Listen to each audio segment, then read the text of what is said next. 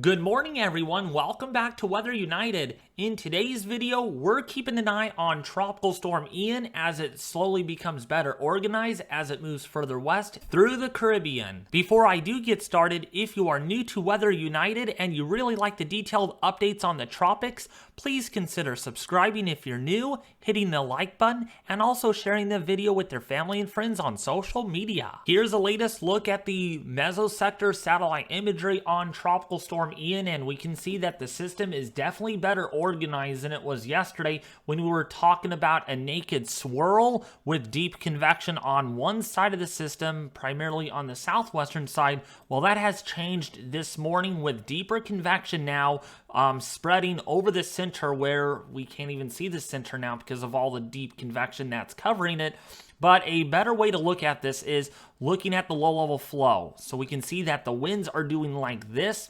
So they're moving in out of the southeast. They are curving around like this out of the northwest. But we do not have any semblance of westerly winds on the southern side of the system because it is likely moving a little fast at about 17 miles an hour this morning, which is helping to prevent a closed off circulation. Now, there's probably a closed low somewhere in here, but it is very hard to detect because of, again, all of this cloud cover that we have going on.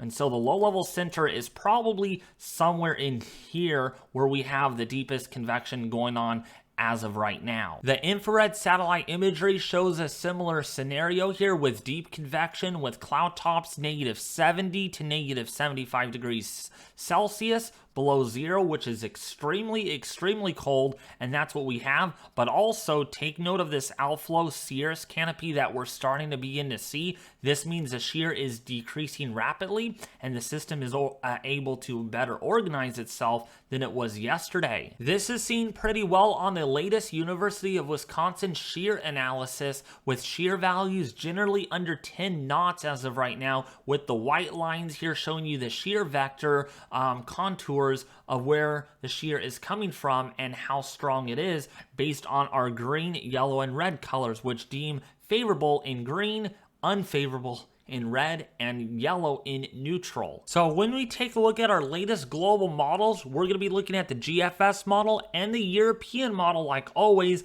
and then we're going to be looking at our hurricane models as well, because they're pretty bullish at showing a major hurricane even before it gets into Cuba in about a couple of days. And then of course we're going to be looking at the National Hurricane Center. So when we kind of play this through, 1,000 millibars right now, that's what the GFS thinks is going on.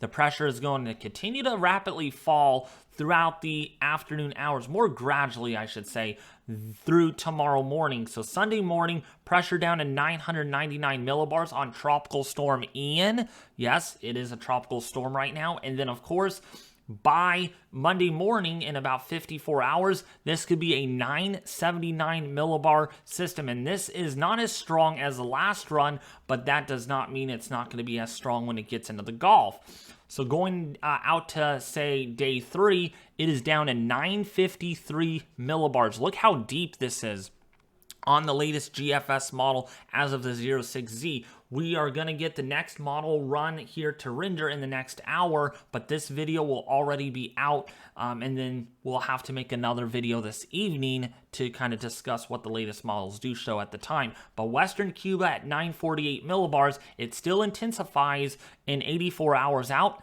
942, and then look at this, 102 hours out, we're dealing with a 930 millibar system.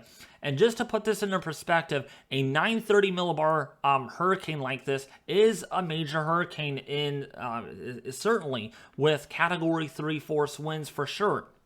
And the shear is going to be pretty light in this area. It's not until we get into, say, beyond day 5 when the shear will hopefully increase, but depending on how strong Ian actually is, some hurricanes are able to kind of push away the shear and able to mix it out really well. And so despite the GFS indicating weakening, this could be an understate or an overstatement on the model, as it probably indicates that the shear is going to be super duper strong enough to really destroy the system entirely by the time it gets onshore. There's going to be heavy rain, strong winds nevertheless as this gets closer to Florida by day 5 on Thursday morning.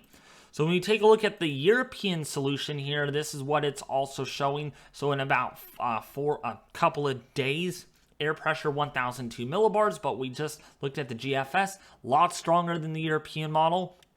So we'll see if the European model slowly latches on to the GFS eventually, but for right now, it's one of the weaker runs and also more further to the east than the GFS and its hurricane models as well. So by day 3, approaching Cuba, but look at it goes right over Cuba than say the GFS model that is certainly further west. And this matters a lot because if this goes over Cuba, it will likely weaken in some degree before moving over the Gulf of Mexico briefly and then approaching Florida versus the GFS model that has it doing this, right? I'll keep the black line up for reference so you all can see. So going out to about day 5, this makes landfall potentially at 964 millibars. But look at that is much further east, and look at who's getting impacted. Potentially Tampa, Florida, potentially Cape Coral, maybe even St. Pete area of Florida as well. So again, this is a big deal potentially. Very heavy rain, strong winds, storm surge, possibly life-threatening impacts could be possible on the Florida coast if, again, this scenario does pan out. Hopefully the European model is correct because this would be a lot weaker system than what the GFS, which seems to overdo things quite a bit at showing a major hurricane.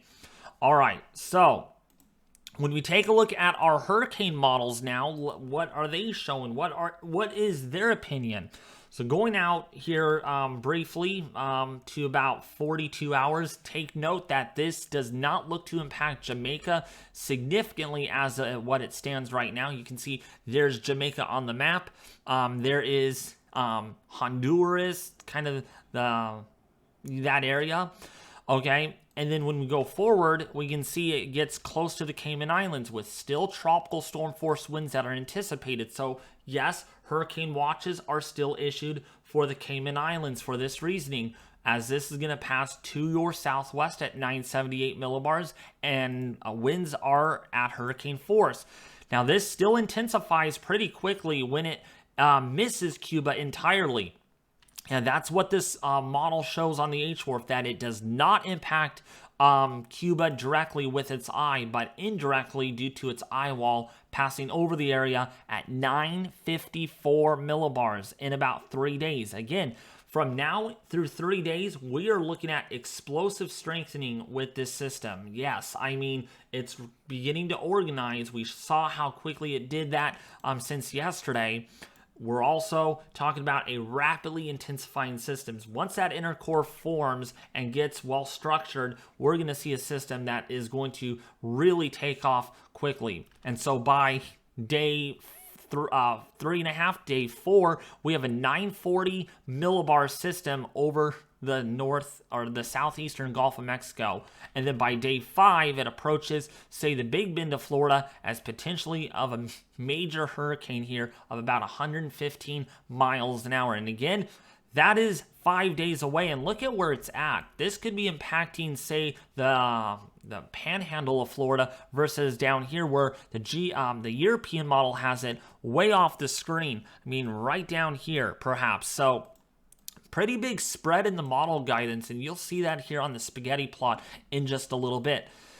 The HMON model shows something similar, a little bit closer to, say, Jamaica. As you can see here, you can see more of the landmass, still a tropical storm with air pressure down to 1,000 millibars in about 36 hours. So this is not strengthening in a hurry right now, but as soon as that inner core forms, we're going to see a rapidly strengthening system here by Monday morning. 54 hours out, it gets close to the Cayman Islands at 984, which could be probably an understatement, because look at the last few runs here, really strong. This is one of the weaker runs, and so it'll be interesting to see how this transpires, because it is still going to be strong when it hits Cuba. In fact, this particular model only has a low-grade hurricane hitting the western portion of Cuba, and then getting over the southeastern portion of the Gulf of Mexico as a stronger hurricane. But look at this, it doesn't really strengthen it very much at all. Well, pretty significantly, I should say, but it is noted that the winds here are nearing Category 5 intensity, while our air pressure is 944 millibars.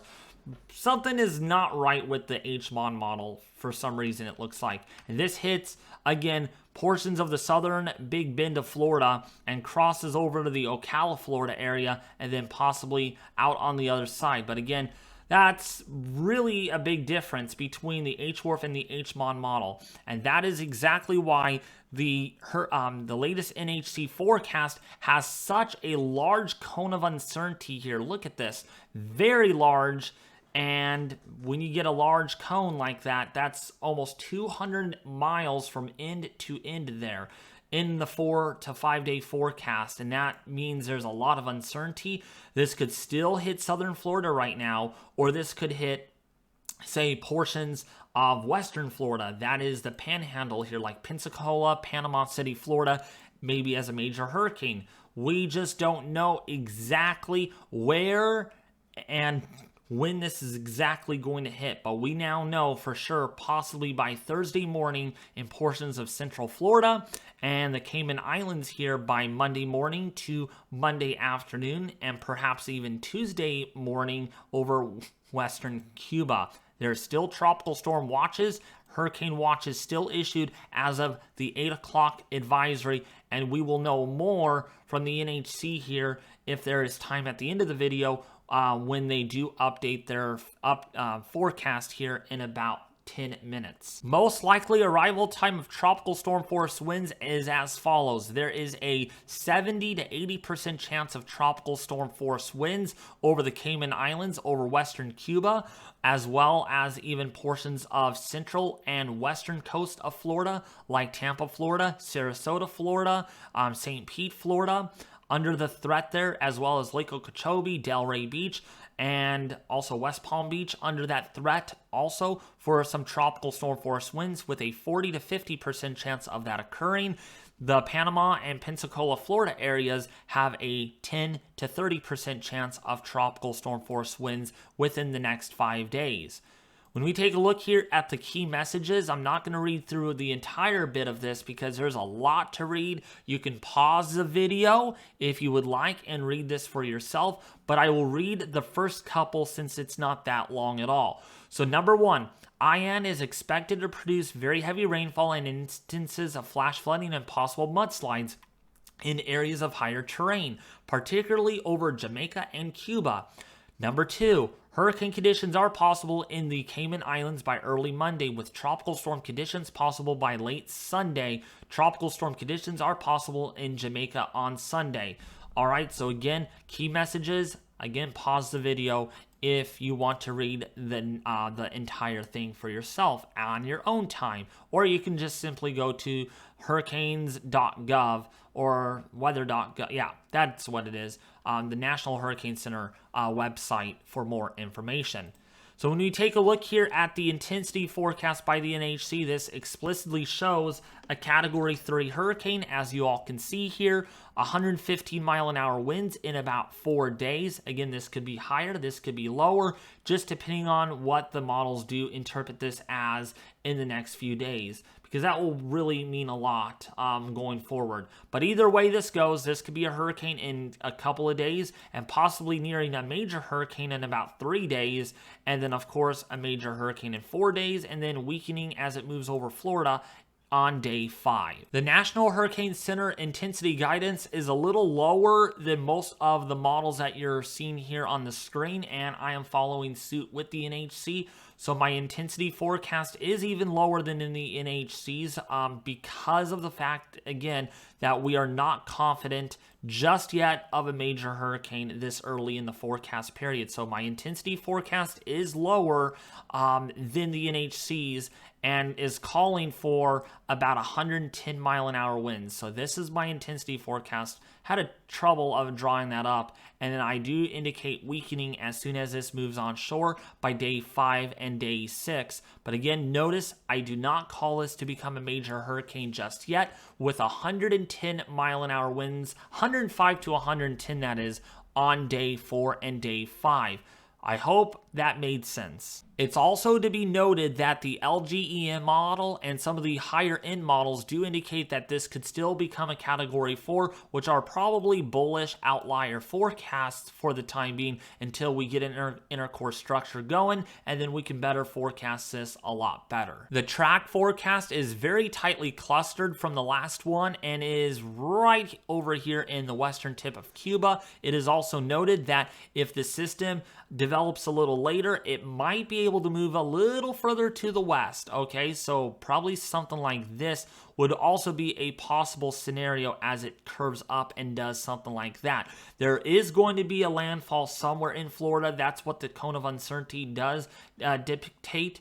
But it is a matter of where in Florida that is. If that's even over here in the westernmost portion of the panhandle of Florida, or if that's even in the southernmost portion of the of southern Florida, like Miami, Florida, even Key West, Florida, perhaps. All right, so a lot of uncertainty here between these two models, and you need to not freak out and make your preparations based on what we have here, because again, this could shift further west, this could shift further east, it could go slower, it could go faster. So again, please take this with a grain of salt, as these models will change over the next couple of days, and a lot of changes to my forecast will be acquired as well. By the way, before I end this video, this is the latest NHC forecast, calling now for a major hurricane over western Cuba by Tuesday morning, and a stronger major hurricane by Wednesday morning over the southeastern Gulf of Mexico, and then a hurricane approaching Florida by Thursday morning. This is explicitly shown in their intensity forecast, calling for now a 120 mile an hour hurricane in 4 days, prior to 115 in their last complete advisory. And speaking of that, by day 3 and 4, there is going to be a major hurricane here, and this could be much stronger than what the NHC is showing, because again, this is a 24-hour increment here, and rapid intensification fluctuations can occur within this 24-hour period. So keep that in mind. If you found this weather information very helpful, make sure you smash the subscribe button and the notification bell so you don't miss any of my future updates. But anyways, I will see you in the next one. Peace.